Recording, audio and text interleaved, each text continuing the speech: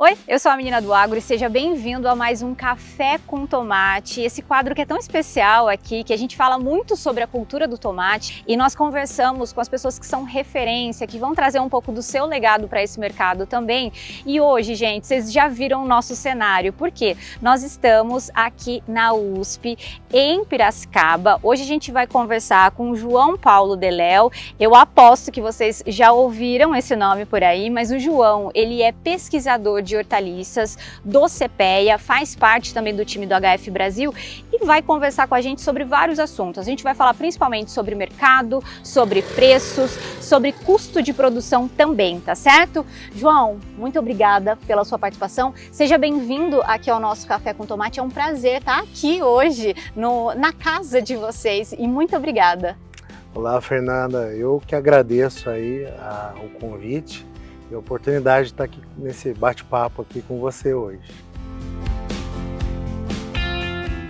João, já queria que a gente começasse falando sobre mercado de tomate. Quais são as principais variáveis que acabam influenciando os preços? Porque às vezes a gente olha o preço da HF muito sensível às informações de oferta e demanda e a gente vê oscilações muito expressivas, né? Então eu queria que você contasse um pouquinho dessa formação de preço mesmo. Olha, é uma pergunta bem interessante até para começar com isso, que todas as palestras que eu vou fazer, sempre quando a gente tá por aí, sempre vem com essas questões, mas a economia está indo de uma forma ou de outra, né? Como que vai ser o mercado diante desse cenário econômico? Aí o consumo aumenta, reduz, como que vai ser? Olha, esses fatores, eles impactam sim, né, na questão dos preços, porém não são os principais fatores. O grande fator que vai impactar em preço em culturas, por exemplo, como o tomate, né, é a oferta. Tá? No caso do tomate, qual o principal fator que impacta na oferta? Né? Diversos fatores, né? Então é a área cultivada, a produtividade e no caso do tomate, a questão das temperaturas. Por quê? Porque o produtor melhor do que ninguém sabe que esfriou, a maturação ela se reduz, né? Então as plantas muitas vezes ficam com o ciclo bastante controlado ali, e à medida que esquenta, muitas vezes esse ciclo ele vem sendo retardado, se acelera rapidamente, tem muito mais oferta. Então é a oferta, né? Eu acho que o principal fator que impacta na oferta é a produtividade, tá? Mas e a área não impacta? A área impacta sim. Se eu tiver uma grande variação de área de um ano para o outro, como já houve no passado e nos últimos anos a gente vem vendo bem menos isso, acaba impactando.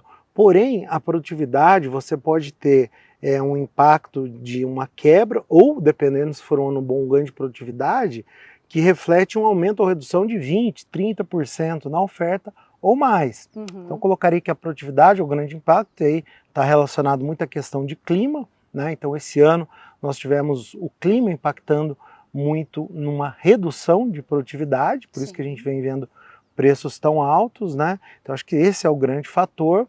E aí, dentro de um fator de uma oferta mais controlada, a gente vê preços às vezes bem altos e como agora caiu bastante, porque aí a questão, né, da temperatura impactar na maturação, né, dos frutos. Tá? Então acho que esses são os grandes fatores aí, os que influenciam mais. Nesse cenário, João, sazonalidade também é muito importante nessa composição de preços. Isso, e aí essa sazonalidade ela vai se dar, né, em função disso, né? A área cultivada e como está indo essa questão de oferta. É bastante comum nós termos preços mais altos no primeiro semestre e mais baixos no segundo semestre. Por que isso? Porque é mais difícil produzir no primeiro semestre. A gente tem normalmente temperaturas mais altas, o clima normalmente é muito mais chuvoso e isso acaba impactando mais nas produtividades, né? No segundo semestre você tem um ambiente mais controlado, você tem temperaturas mais baixas, né? E costuma chover menos, isso aí facilita, né, o controle. Sendo a gente está tendo um problema agora no segundo semestre, que ele vem desde a época ali, né, dos plantios, desde a safra das águas, safra de verão que se encerrou, vem postergando, né, vem continuando esse problema, que é a questão da pouca chuva, principalmente aqui no sudeste do país, né, e o calor intenso em diversas regiões. Então, o problema que há muitos anos, né, os produtores de tomate, que lá no passado era um problema muito sério, que era a mosca branca, esse ano, quase todas as regiões que a gente conversa aí, o pessoal reclamando, e aí a mosca branca, ela acaba, na verdade, o geminivírus vem pela mosca branca, né, e aí o controle de vírus é muito mais complicado, né, do que, por exemplo, o controle de bactéria. Então isso aí acaba impactando na produtividade, e essa safra de inverno vem sendo muito impactada em função disso. Eu vou querer saber se isso impacta também o custo de produção, mas antes disso, João, como é que vem o mercado de tomate nos últimos anos? Vocês que acompanham e fazem um trabalho maravilhoso, né, gente? A gente sabe do empenho do time de todo o CPEA, mas assim, como é que vem o mercado de tomate nos últimos anos quando a gente fala de preço? Tem sido anos de rentabilidade para o produtor ou cada situação, cada região tem a sua própria realidade? Olha, eu posso dizer que os últimos anos têm sido muito melhores do que foram no ano passado, tá? Porque há uma estabilidade muito maior em relação a preço. O que acontecia no passado, era muito comum a gente ver uma safra de preços muito altos, como a gente vem vendo, o produtor se capitalizava, investia, plantava muito na safra seguinte, e aí tínhamos preços muito baixos, né? Que levava muitas vezes o produtor, ele desistia da cultura porque o preço de venda não pagava nem a colheita, né? Esse cenário a gente há muitos anos que a gente já não observa mais. Claro, tem momentos piores, momentos melhores, mas a gente não tem cenários tão ruins em termos de comercialização como no passado. Isso aí decorre do quê? Bom, primeiro, nós tivemos aí anos de redução na área da cultura, porque produtores que não se rentabilizavam, né, e essa área veio se reduzindo ao longo dos anos. Isso foi bom, porque hoje a gente vê uma menor instabilidade de preços no mercado, então a gente tem uma oferta muito mais coerente com o que você tem de demanda, né? Então eu acho que tem uma forma muito mais equalizada aí entre oferta e demanda. Isso eu acho que é bom, e é claro, aí vai depender do resultado que cada produtor e cada região tem. Né? Então vamos dar um exemplo aqui do que aconteceu, do que está acontecendo esse ano, que vem acontecendo nos últimos anos também. A gente vem vendo de forma geral preços mais altos no mercado, a gente fala, poxa, mas o produtor se capitaliza, né? Está tão capitalizado, preços tão altos, por que essa área não aumenta então? Por que ele não tem essa vontade de ampliar essa área? Ele até tem, mas o que acontece é o seguinte, não é porque a gente tem um período contínuo de preços altos que todo mundo se capitalizou. Vamos dar um exemplo, que mais chamou a atenção esse ano, foram as chuvas no sul do país, né?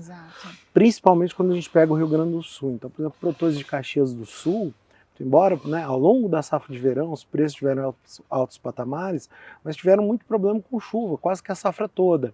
No finalzinho, quando eles tinham aquele final de produção, ele tinha uns 20% para ser colhido, quando recuperar a parte do prejuízo, veio a maior de todas as chuvas e, né, acabou extinguindo com o que restava, né, da safra. Então, em um ano tão bom, é um produtor, né, que não teve lucro. Né? Isso nem está acontecido com o que aconteceu no Rio Grande do Sul, quando a gente pega produtores, por exemplo, de caçador lá em Santa Catarina, que tiveram maiores problemas com produtividade, né, ou com a qualidade, também tiveram maior dificuldade de se capitalizar. Então muitas vezes quando a gente pega as médias de preço, fala, os preços estão com médias, né, muito boas, mas aí tem que ver como cada produtor está comercializando essa produção, como é a qualidade do produto, porque a gente tem a nossa média CPEA, mas a gente sabe que o fator qualidade influencia muito. O tomate não é uma commodity.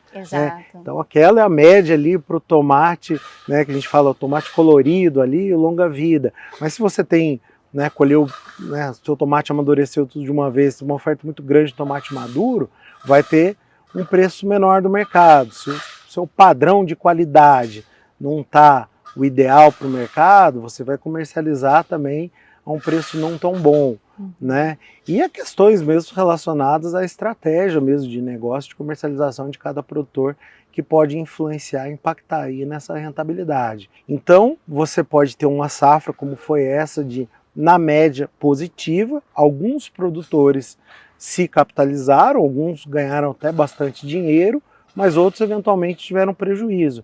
Se nós pegarmos, acho que nos últimos 2 anos, a área está mais estável, mas nós tivemos aí de 2013 até 2021, 22 mais ou menos, aí anos consecutivos de redução de cultivo, né, de tomate, porque muitas vezes muitos não se capitalizaram. Eu acho que é importante a gente falar sobre isso também, né? Inclusive, uma das minhas perguntas era exatamente isso, né, João? Como que o clima também é um fator determinante, né? Quando a gente fala de produção, produtividade e, consequentemente, da rentabilidade do produtor. Sim, sempre. Sempre o clima vai ser um fator bastante decisivo, né? Em toda a etapa, na verdade, desde, né, de um momento do plantio, né, da verdade, das mudas, né? Sim. Que também influenciam, né? O clima tem impacto também na produção dos viveiros, até o momento da comercialização, porque vai impactar na colheita, né, no pós-colheita, né?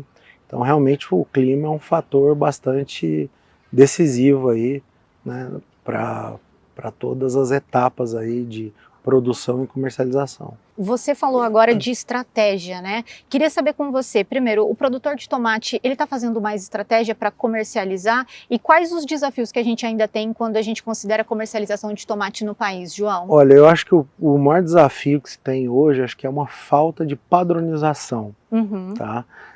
Eu até brinco com alguns produtores, eu falo assim, qual que é a sua produtividade? Eu falo, se você é que sabe, é mentira, porque é uma brincadeira, na verdade, porque muitos, na verdade, ainda é comum, né, não são todas as regiões, e cada região é de um jeito, mas ainda há muita venda. O tomate ele é colocado nas caixas, essas caixas não são pesadas, né, e a produtividade deles é em caixas por 1000 plantas, tá, ou por hectare. Tá, mas quanto pesa a caixa? Ah, vai variar aí de cada ano, tá? Então, produtividade, quando a gente fala em produtividades, é em peso, né, por área, né, quilos por hectare, enfim. E muitos, na verdade, não pesam. Há produtores que pesam, sim, né, tem uma modalidade diversa aí, né, de comercialização. Mas falta essa padronização, né? Cada um vende um tipo de caixa. Primeira coisa, teria que ser pesado. Batata, por exemplo, o padrão no passado era sacas de 50 quilos. Hoje são sacas de 25 quilos. Sim. Teríamos que ter isso no tomate, né? Então acho que esse é o principal fator aí para conseguir uma referência melhor aí em termos de comercialização. Mas a gente está caminhando para isso, João? O produtor já tomou essa consciência de que é preciso essa padronização? Eu acho que vem melhorando muito ao longo dos anos, né? Você tem regiões aí onde há uma organização melhor em relação a isso, mas ainda tem muito a evoluir, não só quanto a isso, mas a um mercado mais formal, né? Mas eu acho que vem melhorando, né? Mas ainda tem muito a se evoluir. Vamos ficar atentos a essas informações que o João está passando. Agora, João, custo de produção, quais são os principais componentes? E queria saber como você